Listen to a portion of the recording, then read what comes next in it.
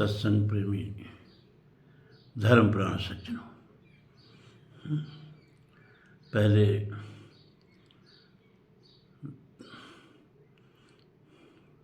सप्त श्लोकी दुर्गा सप्तशती अर्थ सहित आप लोगों को बताने जा रहे हैं। इसके बाद कल की छुट्टी हुई कथा हरिश्चंद्र की पूरी करेंगे। पहला मंत्र है सप्त श्लोकी दुर्गा सप्तशती का, ज्ञानिनामप्येतांसि देवी भगवती ही सा बलादाय कृष्यमोहाय महामाया प्रयच्छति। ऋषि कहते हैं और भगवान शिव पार्वती से कहते हैं, ज्ञानी नाम माने ज्ञानियों की भी, चेतांसी चेतना को, ज्ञान को, बुद्धि को, देवी भगवती ही सा वह देवी भगवती बालादाय कृष्य, बलात् आकृष्य, सन्निवेशित हो जाएगा। बलात् माने जबरदस्ती, बरियाई। तुलसीदास ने बरियाई इसका अनुवाद किया रामचरितमानस में, तो बरियाई शब्द का ही प्रयोग किया। जो ज्ञानी होकर चित अपहरई, बरियाई विमोह मन करई, बरियाई शब्द का प्रयोग किया। तो बलात् आकृष्य, बालादाय कृष्य, मोहाय, और ज्ञानियों की चेतना को, उसकी मति को बरियाई से हरण कर लेती है। मैं उस महामाया के शरण को ग्रहण करता हूँ। पहला मंत्र हो गया, जिसको पढ़िए आप लोग। और ये देखिए, ये नवरात्र में ही नहीं, ये दुर्गा सप्तशती के ये सातों मंत्र तो रोज़ सुबह उठ के आपको प्रार्थना करनी चाहिए, वैसे आप लोगों की मर्जी। दुर्गे स्मृता हरत भीतिमशीष जंतो, स्वस्थे स्मृता मतिमतीव शुभम दधासि, दारिद्र्य दुख भयहारिणी का त्वदन्या, सर्वोपकार करणाय सदार्ध चित्ता। दुर्गे स्मृता, दुर्गा जी का जब हम स्मरण करते हैं विपत्ति में, दुख में, तो जंत माने प्राणियों के सभी दुखों को हर लेती हैं। हरत माने हर लेती हैं। भीति माने भय को, कौन भय? दैविक और भौतिक, इन तापों के, तीनों तापों के भय को हर लेती हैं। अशीष माने संपूर्ण, जंतु माने प्राणियों की।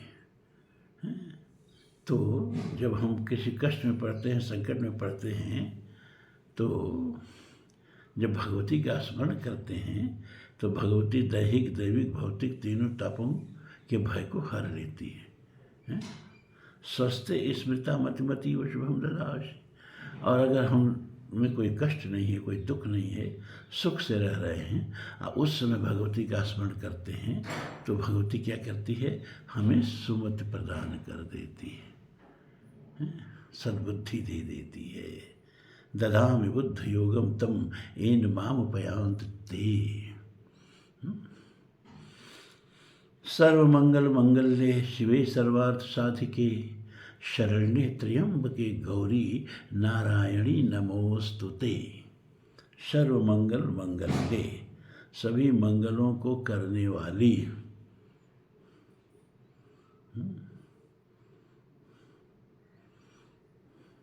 और सभी प्रकार के अर्थों को माने हमारे मिन्नतों को पूर्ण करने वाली, साधने वाली, शिवे सर्वार्थ साधिके, सर्वार्थ सर्व अर्थ, सभी प्रकार के अर्थ को, हमारी जिज्ञासा को, हमारी प्रार्थना को पूर्ण करने वाली। शरण्ये त्र्यंबके गौरी, हे गौरी, हे त्र्यंबके, भूत भविष्य वर्तमान तीनों जिसके नेत्र हैं, हमारा स्थूल शरीर, हमारा मनस शरीर, हमारा कारण शरीर, ये तीनों जिनके नेत्र हैं, ये सब कुछ उनके नेत्रों से छिपा नहीं है। सर्वथा अक्षी शिरोमुख, त्र्यंबके गौरी नारायणी नमस्तुते। हे नारायणी, हम आपकी स्तुति करते हैं, आपकी प्रार्थना करते हैं। सर्वस्वरूपे सर्वेशे सर्वशक्ति समन्विते भयभस्त्राहिनो देवी दुर्गा देवी नमस्तुते।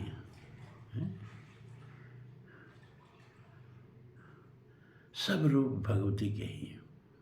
ये सारा ब्रह्मांड जो है ना, ये भगवती का ही पसारा है। पूरी प्रकृति वही है ना, और प्रकृति ने जितने रूप धारण किए सब रूप उसी के हैं। सर्वेशे, सबका स्वामी भी वही है। सर्वशक्ति समन्विती, और सारी शक्तियों का अंतिम स्रोत वही है। उसी से ब्रह्मा को रचना की शक्ति, विष्णु को पालन की शक्ति, शिव को संहार की शक्ति, सारे देवताओं को अपने अपने कार्य संपादन की शक्ति, और हमको आपको भी जो कुछ शक्तियाँ विद्यमान हैं हमारे पास, चाहे ज्ञान शक्ति हो, चाहे द्रव्य शक्ति हो, चाहे स्वास्थ्य बल शक्ति हो, सबके स्रोत वही माँ है। उसी से हमको मिला है। यहाँ तक कि हनुमान जी की भी शक्ति का स्रोत वही माँ है। आशीष दीन राम प्रिय जाना, हो हुतात बलशील निधाना, अजर अमर गुण निध सुत हो, करई बहुत रघुनायक छो।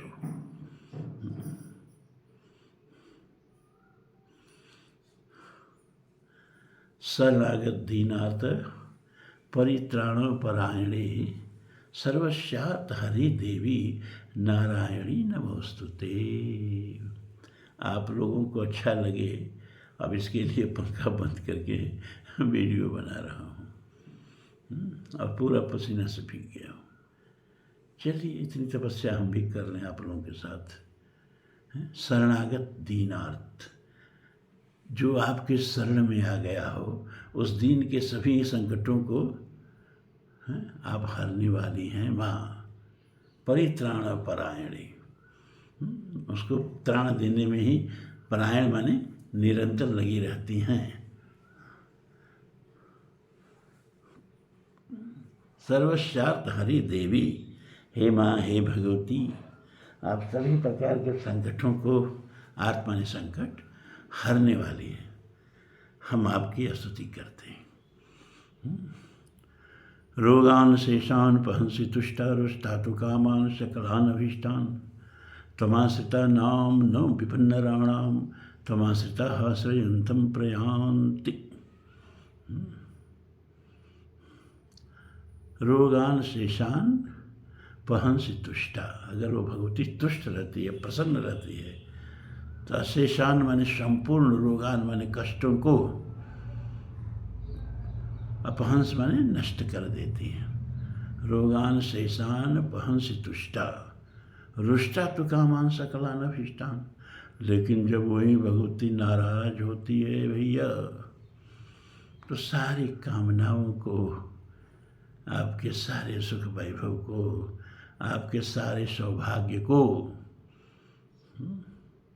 नष्ट कर देती है, हरण कर लेती है उसका। त्वमाश्रिता नाम न विपन्नराणाम, हे माँ, हे भगवती, जो भी आपके आश्रित हो जाते हैं, जो भी आपके शरण में चले जाते हैं, उन पर कभी कोई विपत्ति नहीं पड़ती है। त्वमाश्रिता आश्रयंतम प्रयांति, बल्कि जो आपके शरण में रहते हैं वो दूसरों के कष्ट दूर करने में सक्षम हो जाते हैं, दूसरों को शरण प्रदान करने में सक्षम हो जाते हैं। सर्वस्वरूपे सर्वेशे सर्व, अंतिम है,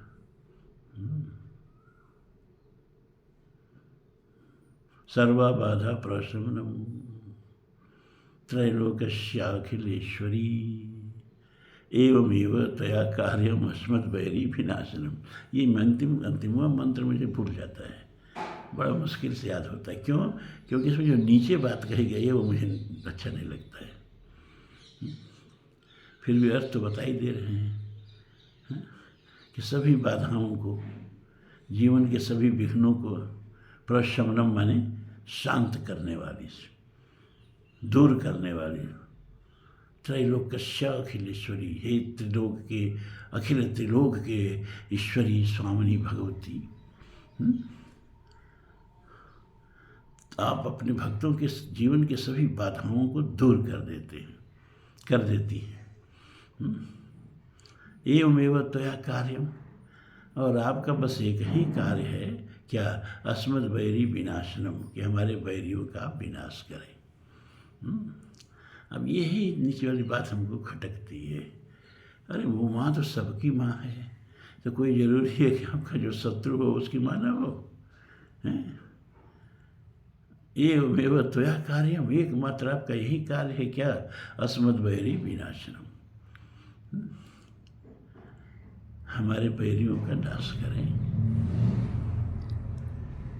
ये सर्वे भूत शुक्ल के खिलाफ मंत्र जाता है, लेकिन चलिए,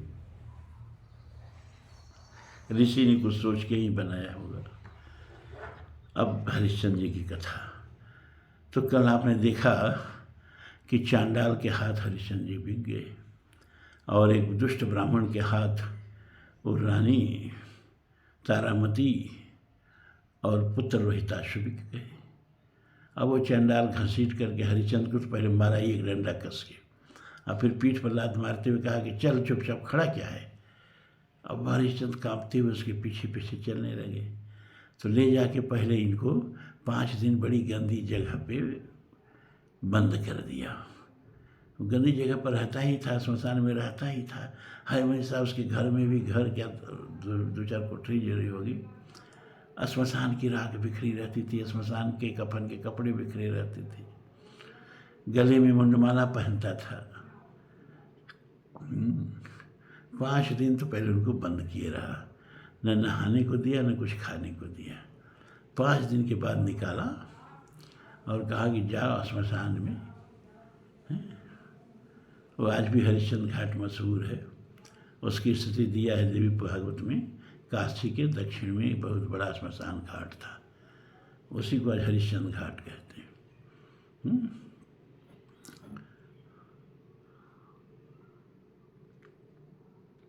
और कहा कि चिता जलाने वालों से शुल्क लिया करो। कोई बिना शुल्क दिए चिता न जला पाए। तो हरिश्चंद्र बेचारे श्मशान में एक हाथ में डंडा दे दिया, और उसको ले करके यही करते रहते थे कि भाई बिना शुल्क दिए कोई चिता नहीं जलाएगा। इस चिता उस चिता उस चिता के पास दौड़ के जाते थे। दाढ़ी खूब बढ़ गई थी, आंखें धंस गई थी, कपोलों की हड्डियाँ उभर गई थी, सर के इतने सुंदर बाल थे हरिश्चंद्र के, वो सब जटाजूट हो गए थे, बिखर गए थे, और शरीर पर मोटी मैल बैठ गई थी, नहाने को मिलता ही नहीं था। एक तो कपड़ा उनको दिया था नीचे पहनने के लिए, नहाए बेचारे तो कैसे नहाए। ऐसे ही जिंदगी इनकी बीतने लगी। उधर जो ब्राह्मण देवता के घर गई थी तारामती और पुत्र रोहिताशु, इनकी भी जिंदगी बहुत सुखद नहीं थी, है ना। हमेशा हाथ में डंडा लेके वो ब्राह्मण मारा ही करता था। तनिक भी काम में कोई कमी आई, महारानी थी, कोई दासी तो थी नहीं, काम करने का उतना अभ्यास था नहीं, हाथ जल्दी जल्दी चलता नहीं था। झाड़ू लगाना, बर्तन मांजना, फिर अपना पैर दबवाता था, घर का खाना पकवाता था, सारा काम। पंडिताइन कुछ नहीं करती थी, उनका भी पैर दबाना पड़ता था। पान बहुत चबाती थी, लगा लगा के पान देना पड़ता था। और वो जो बच्चा था रोहित, उसको कहा कि तुम शाम को जा कर के हमारे हवन के लिए समिधा, पलाश की लकड़ी और कुश ले आया करो, और देर होगी तो उसकी भी पिटाई होती थी। एक बार रोहित गया,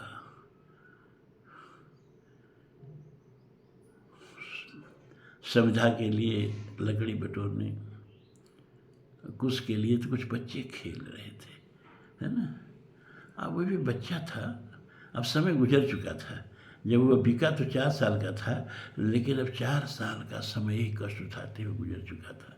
अब वो 8 साल का बच्चा हो गया था। लेकिन बच्चा ही ना, लड़कों को खेलते हुए देखा, उसको भी खेलने का मन कर गया, वो भी खेलने लगा, सब भुला के अपना दुख दर्द। और जब उसको ध्यान आया, अरे बड़ी देर हो गई, अब तो ब्राह्मण देवता बहुत मारेंगे, तो जल्दी जल्दी लकड़ी तोड़ने लगा, लकड़ी का गट्ठर बनाया, फिर कुछ उखाड़ने लगा, कुछ का गट्ठर बनाया, कपार पर लेके चला। तो एक प्याऊ के पास कुछ औरतें पानी भर रही थी, लड़के को प्यास लगी थी बहुत, तो गट्ठर एक जगह बाबी थी, ध्यान नहीं दिया, उस बाबी के ऊपर लकड़ी का गट्ठर और कुछ रख दिया और कहा है, माता जी लोग हमें पानी पिला दीजिए। तो माता जी लोगों ने उसे ऊपर से पानी पिला दिया। पानी पी करके बेचारा फिर आया और लकड़ी का गट्ठर उठाने लगा, तब तक बामी में से एक भयानक काला सर्प निकल के और उस बच्चे को डस दिया, और बच्चा तुरंत वहीं फेन उगल के छटपटा के मर गया। तो जो लड़के उसके साथ खेलने वाले थे उसको मरते हुए देखे तो दौड़ के आए और पंडिताइन से कहे, पंडिताइन पंडिताइन, आपके बच्चे को, रोहित को सांप काट लिया, वो तो मर गया। अब ये सुन के बेचारी तारामती धड़ाम से धरती पर गिर पड़ी।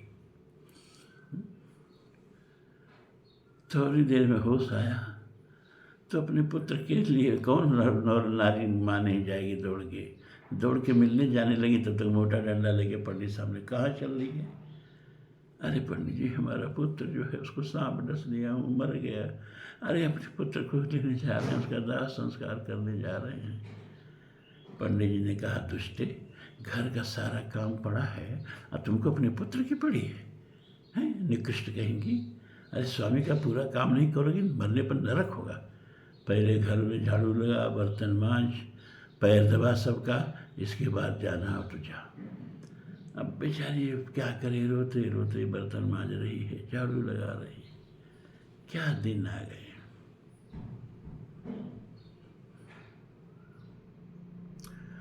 और यही करने में रात्रि के 12 बज गए। तो 12 बजे जब पंडित जी लोग सो गए, घर का सारा काम हो गया, तो चुपके से घर से निकल के दौड़ती हुई, भागती हुई जाती है और गांव से बाहर जाके देखती है कुएं के पास बच्चा बेहोश पड़ा है। बेहोश क्या है, मर चुका है। फेन निकल के उसके मुख से चारों तरफ शरीर पर बिखरा पड़ा है।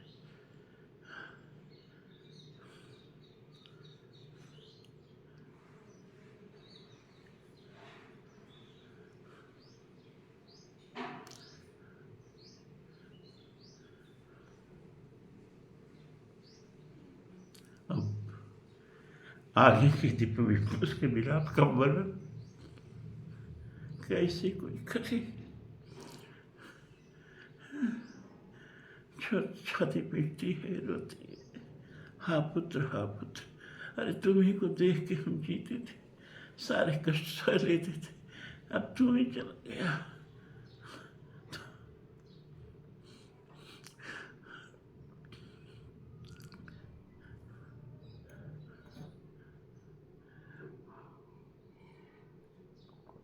तो हम कैसे जी पाएंगे? अब दहाड़ मार के छाती पीट पीट के अब बच्चे के सौ पर गिर गिर के रानी छटपटा रही है, जल में मछली की तरह तड़प रही है। गांव के लोगों को लगा कि गांव से बाहर कोई चिल्ला रहा है, तो गांव के लोग दौड़ के आए, डंडा उंडा लेके, कहा है। देख रहे थे एक औरत है, एक बच्चे की छाती पर हाथ मार रही है, मारे रो रही है। लोगों ने कहा, ओह यही डाइन है जो बच्चों को चुरा चुरा के खा ले रही है, अब इसको भागने नहीं देना है, इसको पकड़ लेना है। पता नहीं किस बेचारे के बच्चे को उठा के ले आई है और अब खाने की तैयारी कर रही है। बस वो सब क्या किए कि रानी का दोनों हाथ पीछे बांध दिए और इसके बाद उनका घेस पकड़ के लात से मार रहे हैं, हाथ से मार रहे हैं, डंडे से मार रहे हैं। रानी चिल्ला रही है, ये मेरा बच्चा है, का झूठ बोल रही है। और उसको घसीटते हुए चांडाल के पास ले गए। जैसे आजकल वो फांसी से चढ़ाने वाले होते हैं ना, वैसे ही उस समय बदहद करने के लिए चंडाल के ही पास ले जाया जाता था लोगों को। तो चंडाल के पास ले गए। वहीं चंडाल जो हरिश्चंद्र को खरीदे हुए था। ले जाके बताया कि देखिए यही औरत है जो कई बच्चे गायब हो चुके हैं ना, यही सबको चुरा चुरा के खा ले रही है। आज भी एक बच्चे को मार डाली है और खाने की ही तैयारी कर रही थी कि तब तक हम लोग चले गए। पता नहीं किसका बच्चा, इतना सुंदर खूबसूरत बच्चा, जैसे लगता है कोई राजकुमार हो, लेकिन ये डायन उसको मार के उसको तनिक दया नहीं आई और खाने जा रही है। तो इसका आप वध कर दीजिए। तो कहा चांडाल ने, ठीक है आप लोग जाइए, हम इसका वध करवा देते हैं। इसके बाद उन्होंने उस रानी को 2-4 डंडा अपने ओर से फिर मारा। कहा, दुष्टे तेरे पाप का फल तुझको मिलेगा, अभी मैं तेरा गर्दन तेरे धड़ से अलग करता हूँ। हरिश्चंद्र को बुलाया। तो ये 8 साल का जो जीवन बीता था, इतना कष्टप्रद बीता था कि रानी का भी चेहरा बिगड़ चुका था। उसके बाल लटिया गए थे, शरीर एकदम हड्डी हड्डी हो गया था, ऊपर से काले जम के शरीर काला हो गया था। और वही हालत हरिश्चंद्र की थी।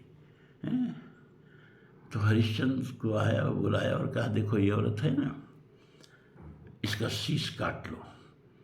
ये बच्चों की चोरी करती है और चोरी करके खा जाती है। हरिश्चंद्र ने हाथ जोड़ के कहा, महाराज ये काम हमसे मत कराइए। कोई भी कठिन से कठिन दुस्साध्य कार्य हो मुझे सौंप दीजिए। आपका कोई शत्रु राजा हो, देवता हो, यमराज हो, तभी मेरे अंदर इतना पुरुषार्थ है इस अवस्था में भी कि मैं उनको जीत के और उनका राज्य संपत्ति आपको दिलवा सकता हूँ। लेकिन नारी का वध मैं नहीं करूँगा प्रभु, हाथ जोड़ के प्रार्थना है, मुझे कोई दूसरा काम सौंप दीजिए। तब तो उसको बहुत गुस्सा आया। कहा, नीच कहीं का, स्वामी की अवहेलना करता है। और धड़ाधड़ 5-6 डंडा मार दिया। कांप गए हरिश्चंद्र बेचारे, राजा कभी मार खाए नहीं थे। कहा, ले जा इसको और श्मशान घाट के किनारे इसका गला काट के इसको बहा दो गंगा में। तो हरिश्चंद्र रानी का हाथ पकड़े, चलो भाई।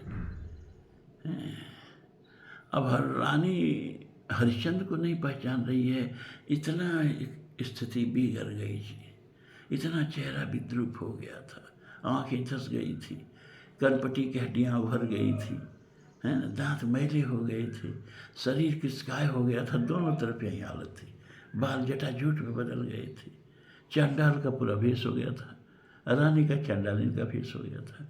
दोनों एक दूसरे को पहचाने नहीं। ले गए गंगा जी के किनारे, रानी को बैठाया।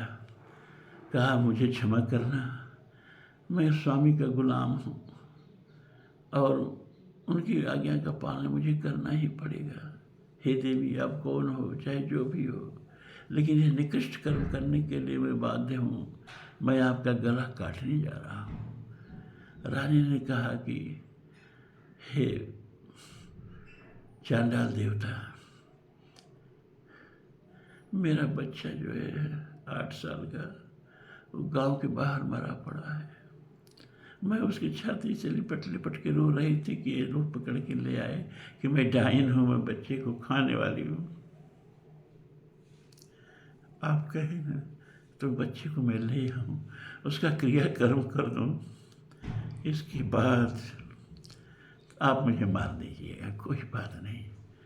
तो हरिश्चंद्र चांडाल थे नहीं, थे तो सहेदे राजा, सत्यव्रत, सत्यप्रतिज्ञ। उन्होंने कहा, जाओ, इतना छूट मैं तुमको देता हूँ, लौट के आना, नहीं तो स्वामी ये मेरा एक पद नहीं छोड़ेंगे। वो गई बेचारे और किसी तरह कांधे पर लाद करके बच्चे को लेके आई और गंगा जी के किनारे लिटा के और साड़ी अपना आधा फाड़ के और बच्चे को कफन उड़ा दी। अब कही, महाराज अब हम जरा चिता सजा लें। तो लकड़ी जो थी, वो तो शमशान घाट पर लकड़ियाँ मिलती हैं ना, तो लकड़ी की चिता सज गई, उस पर बच्चे को लिटा दिया। तो हरिश्चंद्र के मन में आया कि देखें कैसा बच्चा है। तो बच्चे के चेहरे से कफन हटाया तो हरिश्चंद्र के पैरों के नीचे जमीन खिसक गई। अरे ये तो मेरा बच्चा है। ये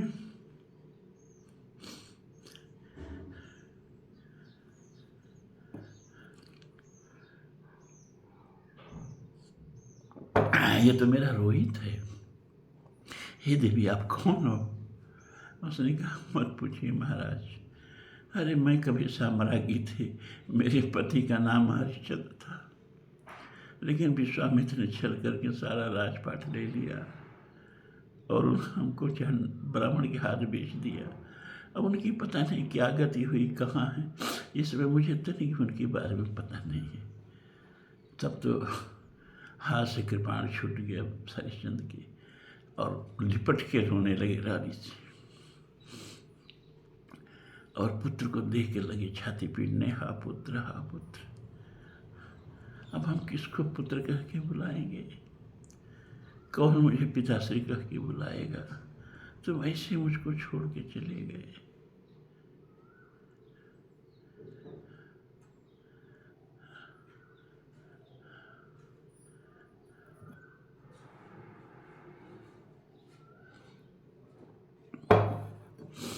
रानी ने कहा, प्रभु आप अपने स्वामी का वचन पूरा करिए, और मेरे बाद जब ये पुत्र आपका ही है तो आप इसकी सदगति कर दीजिएगा, और मेरा सिर काट के आप अपने स्वामी के ऋण से उर्ण होइए।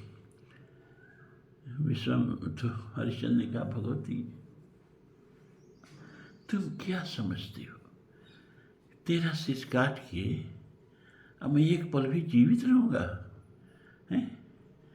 अरे इसी चिता पर तुमको भी लिटा के और अपने भी लेट करके हम तीनों एक साथ साथ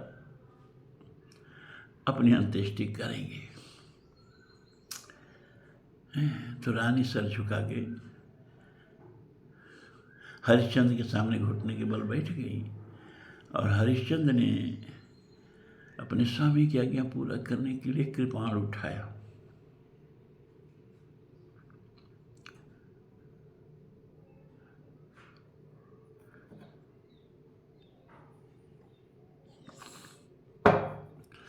और कृपाण चलाने को जो ही उद्यत हुई, सारे स्मशान में एक प्रकाश छा गया।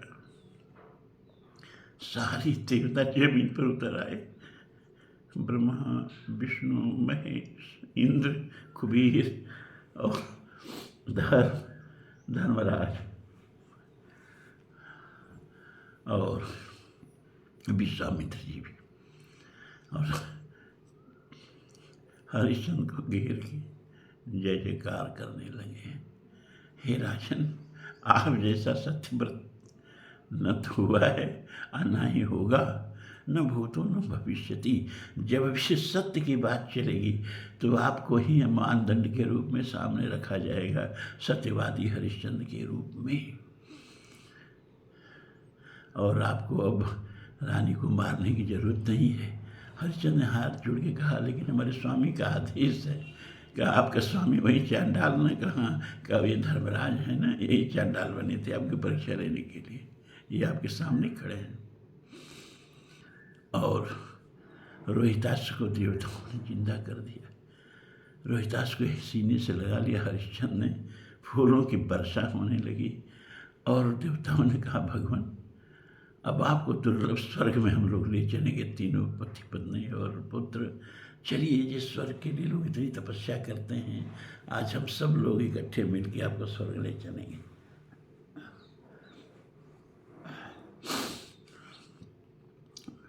हरिश्चंद्र ने कहा कि अरे अपनी प्रजा को हम छोड़ के स्वर्ग चले जाएं, जो ये संभव नहीं है।